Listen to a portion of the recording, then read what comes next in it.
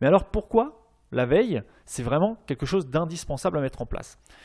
Eh bien, les enjeux d'une recherche concurrentielle, ils sont assez nombreux en fait.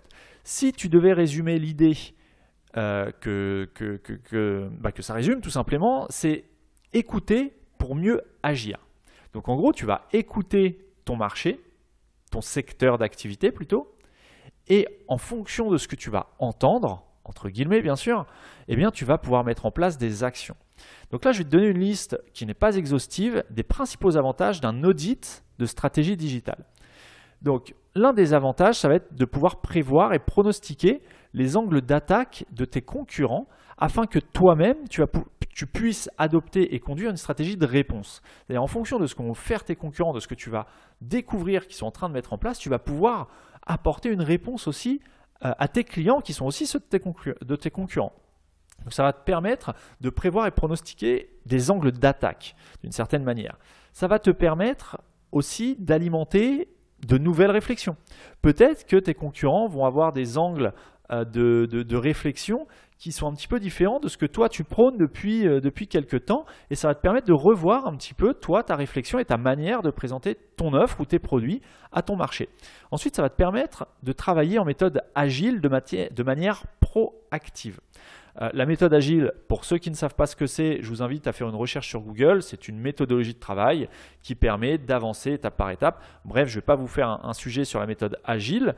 Moi-même, ce n'est pas forcément une méthode que j'utilise au quotidien. J'ai développé ma propre méthode qui s'appelle la méthode SODAD, mais on en parlera peut-être dans un autre épisode. Mais en tout cas, ça va te permettre de travailler sous une méthode avec une certaine méthodologie de façon à être proactif, c'est-à-dire d'anticiper les actions à faire.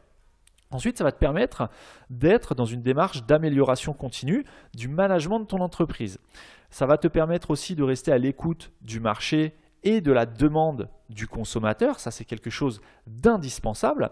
Et enfin, ça va te permettre, l'un des avantages d'un audit de stratégie digitale va te permettre de contrôler la notoriété et l'image de marque de ton secteur, de la concurrence pour toi, peut-être adapter ton image de marque à toi.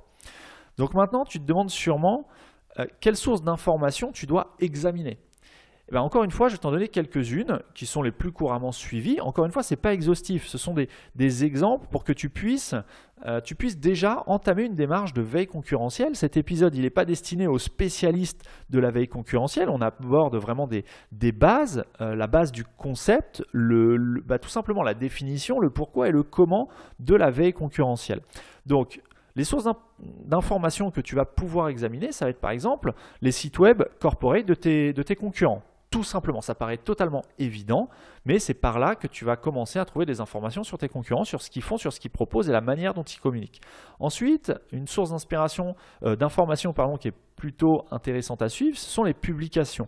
Par exemple, ce qu'on appelle publications, ça va être les dossiers de presse, les communiqués de presse, les besoins en recrutement de tes concurrents. Si un concurrent recrute, ça veut dire soit qu'il est en train de se développer, et donc je t'invite vraiment à garder une oreille pas loin de ce qu'il fait, tout simplement parce que peut-être que s'il se développe, c'est qu'il a une réussite que tu n'as pas encore, donc essayer de creuser le pourquoi du comment lui a besoin de recruter alors que pas toi.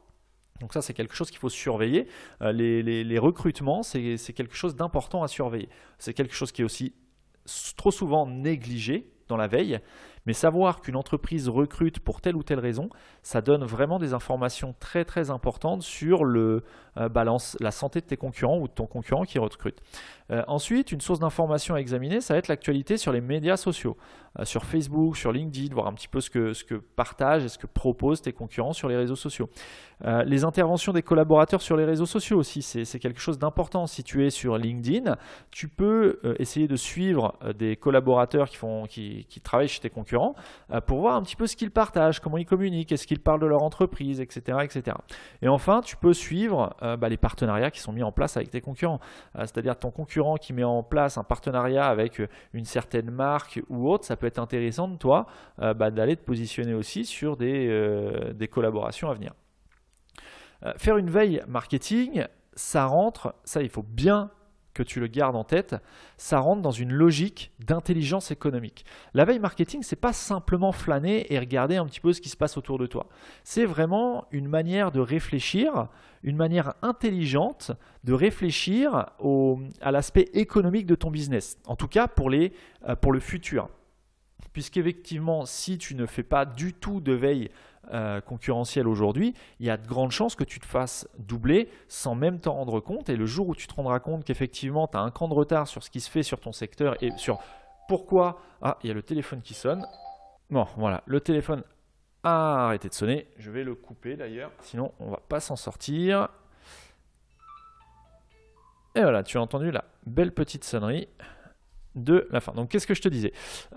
Oui, la veille concurrentielle, c'est de rentrer vraiment, de mettre en place une logique d'intelligence économique.